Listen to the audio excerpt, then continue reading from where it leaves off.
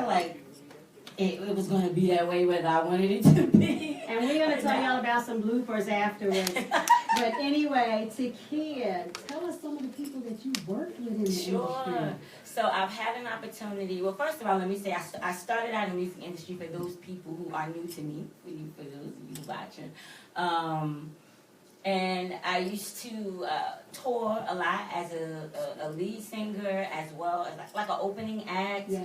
You know, I've done some background stuff. I've done some what do you call that, Matt? The pre-recording stuff. I can't think of the word right now. But anyway, that's how. Right. But so yeah, you know, I've done a whole lot of things. So you know, I've toured with opened up for like Mary J. Blige. Mm-hmm. I've opened up for Tony Braxton. I've done things with Little Kim. How exciting! Yeah, I'm telling you, you know. And then God just came in and just did this little shift, and I was like, huh? Yes, he turns things around, Yeah. but he turns it around for your good. Yes, he did. Yes, he did. I think the most amazing part about my journey is that I wasn't afraid to make the switch. You know, I believe, like for me, a lot of people don't know I'm a PK. I'm a preacher's kid. Oh, what? Yes. I don't know this. Is there any truth? I'm just saying. Maybe sometimes I can be a little bang. I was watching something on TV with the preacher's kids, and I'm like, oh, I don't know. whoa. I don't think I'm anything like them at all. You know, I grew up in a very humble environment, family environment, which is why my shirt says, be humble, sit down. Yes, yes. You know, to just really just learn to, you know, just humble yourself. My dad is actually the lead singer of a very famous gospel group called the Holy Travelers. Okay. And so I've always grown up in music. Music has always been my thing. I started teaching Sunday school at the age of 9 years old. Wow. And I was actually teaching Sunday school to people who were older than me. So I knew that there was something special or different about me, so to speak. Yeah. Mm-hmm. But I would say maybe when I got in like high school, things changed. I would say that they changed because different type of opportunities begin to come my way. Yes. So, you know, Miss Owens, Queen Latifah's mother, just recently passed away, and she used to be condolences. condolences, yes. Girl. And she used to be my art teacher, but it was bigger than that. Like she saw something bigger in me, and because of Miss Rita Owens, the late Miss Rita Owens, that's how I got noticed, like in a bigger way, you know. Yes. Originally, like from my high school days, you know. And so she put me in like every fashion show, every play, just whatever was going on. It was like, oh, Takiyah! And I was just like, all right. And after doing all of that, did you have any idea what it was that you were going to end up doing, or what you really definitely did not believe that I was going to become an author. No, not at all. I believed that I would continue to be a songwriter. I believed that I would continue to sing and travel the world and, you know, utilize my voice. But, you know, in high school, when those different type of worldly opportunities begin to show up, and it was more like I was excited about it, but not knowing what was going on behind the scenes in the music industry, you know? Okay. And so I think when I discovered what was going on behind the closed doors, that was what really pushed me out, you know? And I think it was more so that God wanted me to be in that era because He needed me to help those very same people. Yes. And so I have no regrets. I've done movies. I've played gangsters and you know, in a lot of gangster movies. I ain't telling no lie, but y'all gonna go look it up. That's right. We're going to go look it up and see what her role was. I was a bad girl. We're going to definitely talk about it off the camera. But yeah, so no, I didn't think that I would become an author. It was more so that my fans kept saying, you know, you need to write a book, because I always was putting out like positive messages and stuff like that. And then I was just like, I ain't no book writer, I'm a songwriter. You know, I was all caught up in my little worldly mind, you know. And so, you know, once I decided one day I just sat down, and when I sat down, I started typing, and all of this stuff just started coming through me, and I was like, wait a minute, Holy Spirit. I don't mind taking on this project, but you move me a little bit too fast. I can't type that fast. Like, slow down. I'm all right with the project. And you're also doing a show on Facebook. Yes. So I have a live show that I do, which is Minds Up Sessions. And Minds Up Sessions, I talk about different things, but different things in business, different things with mindset, because I am a mindset coach, and I'm also a wealth consciousness coach, also a speaker, also a trainer. I train other people how to do a lot of the things that I do, I help people with success tools, and I help them basically identify what their limiting beliefs are that's actually blocking their success. And once we discover those, I show them how to go into that, discover the belief, pull that out, and replace it with a new belief. Because a lot of the things that we experience in our life today are really just beliefs and learned behavior, And so, once you identify that, you have an issue and you're like, okay, wait a minute, is this issue really mine, or does this issue belong to someone else? So what I do in a lot of my books and a lot of my writings is I take you through that stage. Like, I'm a solution person. So when you read any of my books, all of my books are like, it's like I'm talking to you right now. Okay. So it's more like a conversation.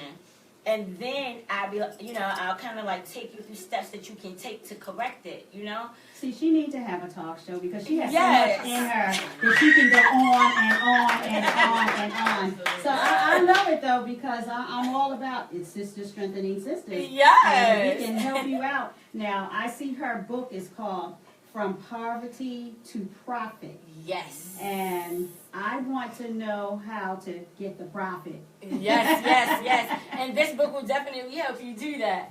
So, what made you put this book together?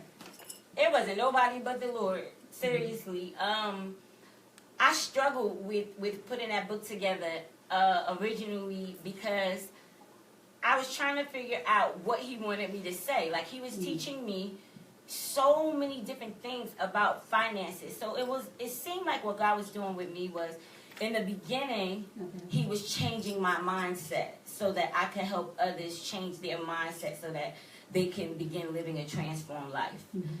Then it was after he showed me how to get my mindset right and have other people get their mindset right. He said, now let me help you get your money right. Okay. And so I was like, hallelujah. Because you gotta have the right mind in order to get your money right. Yes, and you do. especially if you're getting it right right way. Yes, you do. So in this book, From Poverty to Profit, I take you through, like, if you can't get your money situation straight after reading this book, then I don't know what to tell you, because in the book, I take you, it's three phases in the book.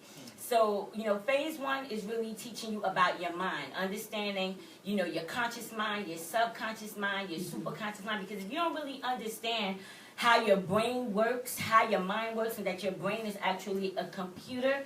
And so every single experience that we have, we're downloading all of these things, we're downloading these behaviors, we're downloading these beliefs, and then we wonder, like, why does it seem like, I can get money, but I can't hold on to it? Right. And it's that very belief that you get money and you can't hold on to it. That was probably never your belief. You heard your mother say it, your grandmother say, Lord, every time I get some money, it got to go out, right? And so, when you experience stuff like that and you go up around that, you begin to believe it as true for you, which is not true for you, Exactly. And so in this book, through phase one, I teach you about the mind. Through phase two, I teach you about money. What is money? Do you really understand, like how money even came about? Do you understand that it was a means of exchange? Because, before it was like if you traded cattle, for something else, a shell, that was an uneven trade. Right. So what they did was they actually utilized the paper before they did the coins first, and then they created the paper.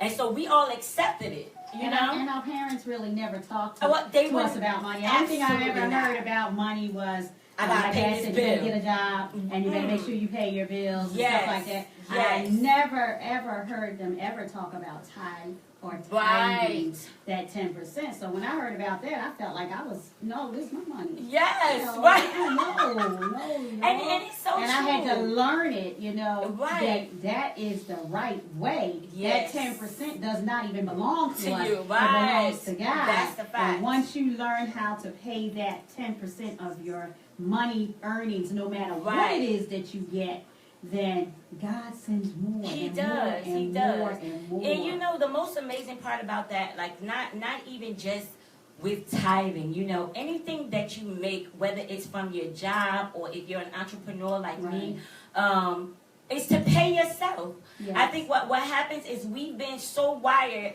to pay our bills that we forget to set money aside for things that we love, for things that we would like to do, and to invest in your future. Because if you don't have money after you're age 65 and you retire and you don't have anything saved up, then guess what? You know, for those people who are ill after they go through retirement, they don't have the money to fund for their medicine, which means what? You know, death shortly follows, you know? And so if you don't plan for your future, then you probably won't have a really long one to talk about, you know?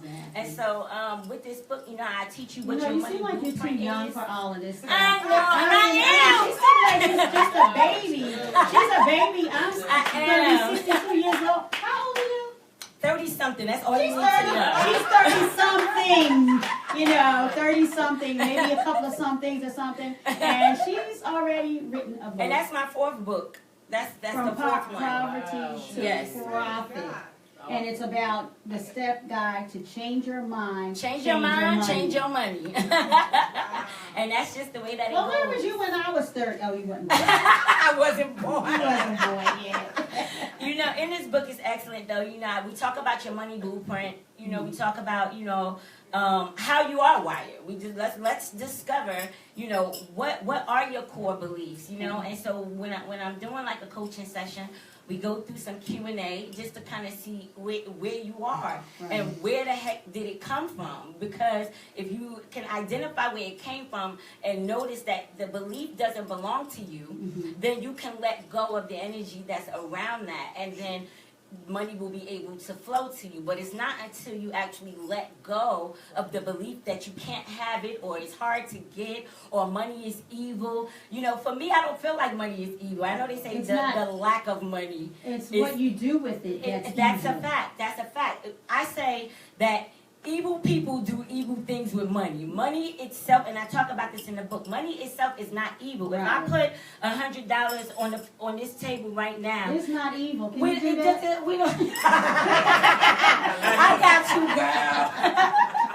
girl. But you know, if we put $100 on the table and it's just there, and no one does anything with it, what value does it have? It's just a piece of paper.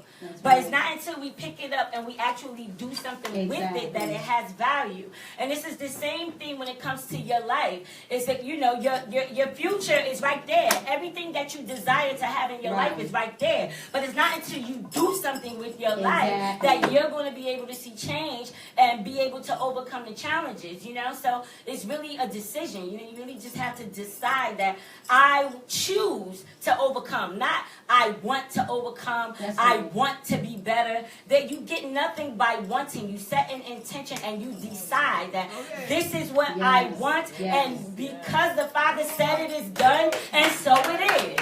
You know, and that's you better get up and preach. You I know why get the podium. She's ready to preach, y'all. I know that's right. But yeah, you know, and so it's an excellent book. I definitely recommend it, you know, to people who are serious about changing their money mindset. I can tell you that I had I was talking to Marvin in a car on the way here, and he was asking me about the book, and I was telling him how I had no intention on this book fixing marriages. Okay. And I had someone called me, a couple contacted me, and they said, oh my God, you know, your book saved my marriage, right? So I said, and how did I do that? Because of that money. They got that money. Right? That's how they did it. And I said, well, how did I do that? And so she's like, no, she said, because we realized that, well, first of all, we argued over money all the time, and our arguments over money is what was destroying our marriage.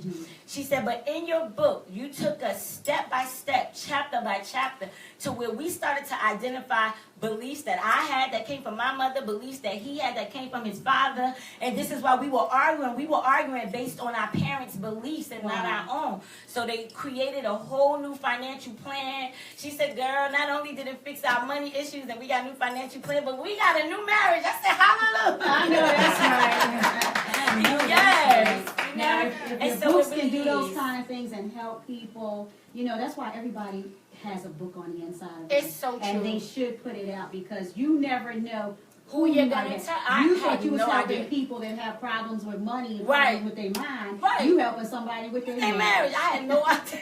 I had no idea. So I realized. And with her energy, they should have been listening to her. Right. And they probably heard her on Facebook and Of said, course. okay. It's All my, right. right. They was like, here's my credit card number, baby girl. All right. But yeah, so I'm just grateful for everything that God is doing, in my life, and him actually helping me have a greater understanding of who he is in me and who I am as we're in tune as one, and I just learned to just let it go and let it flow. When you just let God do what he do. I know that's right. And you have all that energy. it gets done. So I want to thank you so much You're for coming on welcome. and sharing your book. I definitely want to get a copy. Absolutely, no And problem. one day I'm going to be like some of the other people that do talk shows. Everybody in the audience is getting one. I'm going to talk about it now. Everyone is going home with one. Well, you know what? I guess I should share with you guys where you can actually get a copy of the book from. And